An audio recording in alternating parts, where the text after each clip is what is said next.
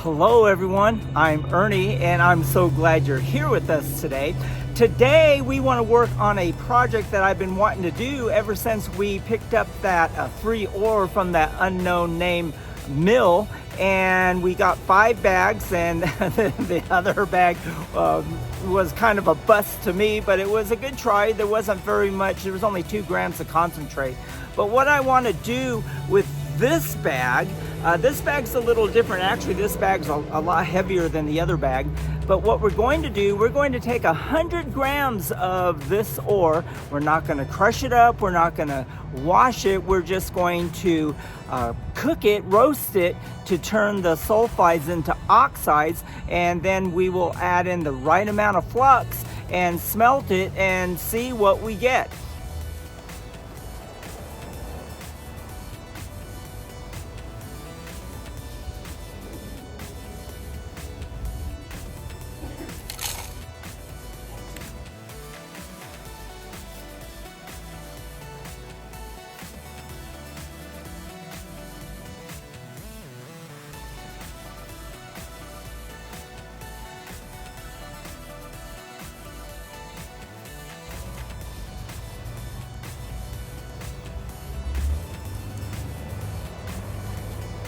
We have our 100 grams of ore in here, and this is what it looks like. And now we're going to roast it up. Our pan is heated up, and now we're going to add in our ore.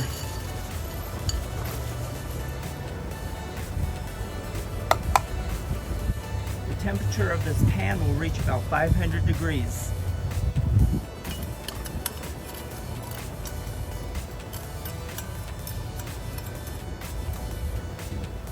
I don't know if you're able to see the difference in the ore from when I first poured it in the pan until now. The ore in the pan, after it has heated up, has turned a little darker than what it was when it came out of the bag.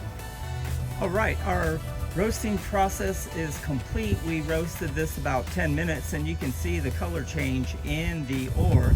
And so I'm going to let it cool down, and we'll get it mixed in with our flux and get this smelt. We have our gold ore inside our pan mixed in with our flux. And what we have as for our flux, we have 100 grams of anhydrous borax. Anhydrous just means dehydrated. We have 100 grams of Chapman's flux, 100 grams of soda ash, 50 grams of silica sand, 40 grams of potassium nitrate, and 40 grams of high litharge with flour. And what we're going to do, we are going to pour half of that material into our crucible.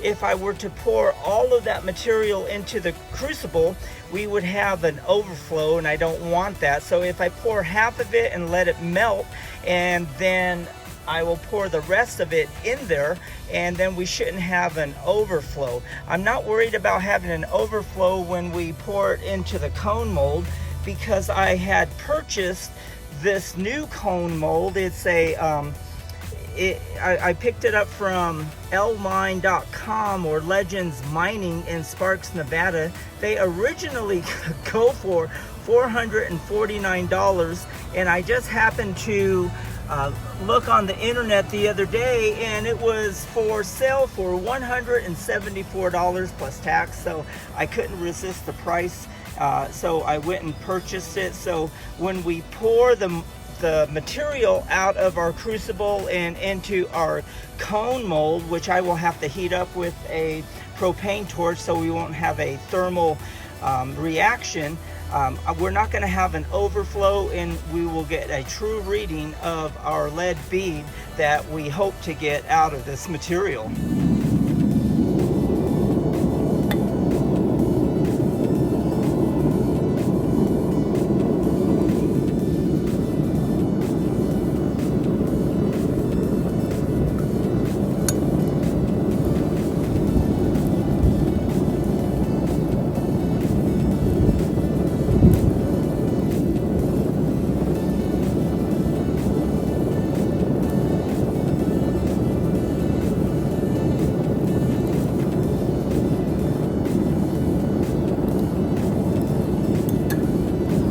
I do have 2 pieces of rebar in the mix, and the reason why we have the rebar in there is to assist the litharge as a collector metal to collect the precious metal that's inside the material. I had poured the rest of the material into the crucible, and you can see where the level is right now, and we'll put the crucible back in the furnace, and we'll let it finish smelting. All right, our material has molten, and we're ready to take it out and pour it into the cone mold. I already had heated up the cone mold with my portable propane torch, and so it's heated up. We shouldn't get any thermal reaction to that, and let's get to pouring.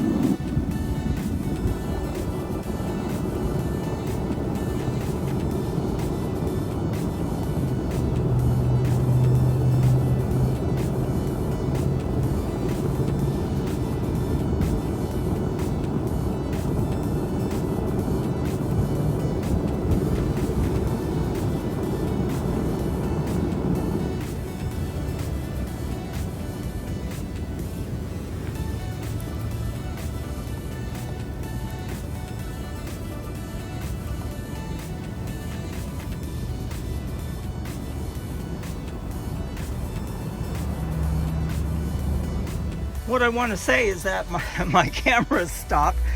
It was sitting in the sun the whole time we were taping, and I guess with the heat that came from the furnace and with what I poured into the cone mold, the camera had shut off. Well, anyway, I don't know if you noticed that there are some chunks falling through the molten material and into the cone mold, so I'm not exactly sure what's going to happen to it. We're going to let this thing cool down, and we'll get the cone mold out and see what happens.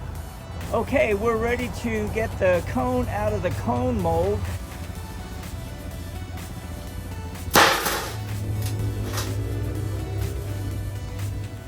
You can see what it looks like.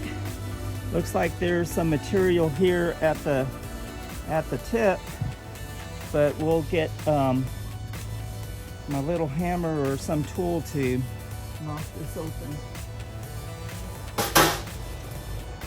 I'm used to using this on the other ones.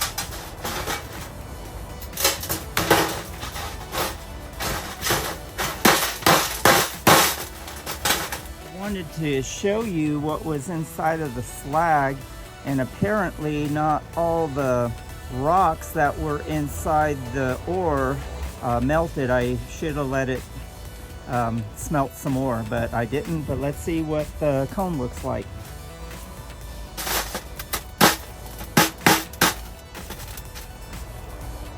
Okay, we got our little lead prill out of here. This is the size it is. Let me get the scale and weigh it up. Okay. It weighs 11 grams, and so we will be able to use a small Cupel on this. We have our furnace heated up, and we are going to put our Cupel in the little furnace, and we will let it heat up before we put in the lead prill. This little Cupel is rated for 16.8 grams, and our lead prill is 11 grams.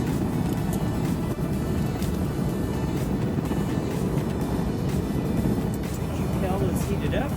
We're going to put our lead prill in the Cupel and let it do its process.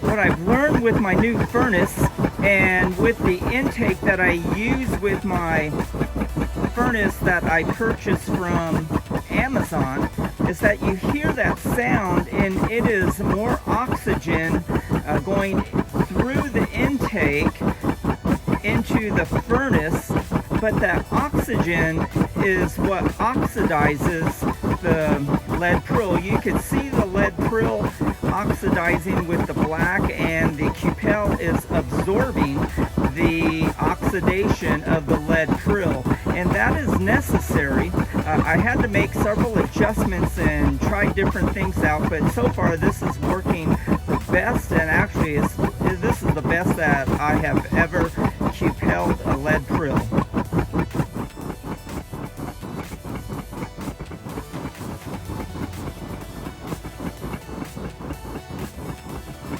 Here in our Cupel on the right, we have our gold bead that we got out of our 100 grams of ore from the unknown name mill. We started out with 100 grams. We had an 11 grams of a lead prill. We started in this Cupel. These Cupels are rated at 16.8 grams, but you can see that this Cupel is pretty well spent.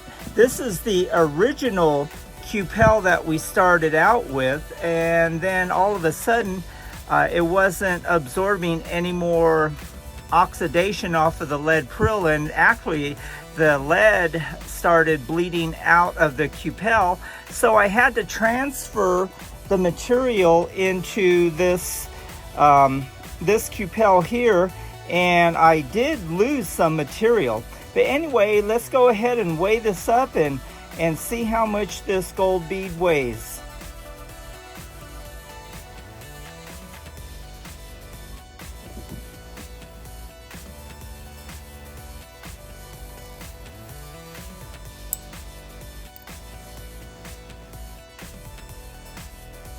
We have 0.076 of a gram, and it needs a little bit of a cleanup, but this is what we got from our 100 grams of gold ore. Here is our gold bead up against the black background. You can see the gold in there, and so this one came out to be pretty darn good. I don't see any silver in it. It's just the Cupel needs to be cleaned off of this gold bead, and this was a success. As we close out this episode, I just want to mention really quickly the Cupels on the left, the two smaller ones. When you buy them by the case at Legends Incorporated in Sparks, Nevada, they're $86.10 plus tax a case. There's 728 Cupels in a case, and so that only comes out to 13 cents a Cupel. Now the one on the right is rated at 58 grams, and that one runs about $82 plus tax a case, and there's 200 in a case, and so that makes it only 44 cents a Cupel. It's very cost effective, but if I do know, and I just want to forewarn you, if you have to order them online and have them shipped, the shipping is very expensive because this material weighs a lot. But I would encourage you, if you can afford it, to go ahead and purchase your materials from Legends. I don't get anything for advertising them. For me, it's just really cost effective, and this smelt today probably with the propane, actually without the propane, probably only cost me like $4, if even that. The propane came up to about $4 as well. And so anyhow, this is what I use, and I hope it helps you, and I appreciate each of you joining us on a weekly basis. And if you like this video, I encourage you to like it, smash that like button, share it on your channel so others can learn this process and live the dream. And if you haven't subscribed to our channel, please subscribe and become part of our AU family. We love to have you, and we'll see you on the next one.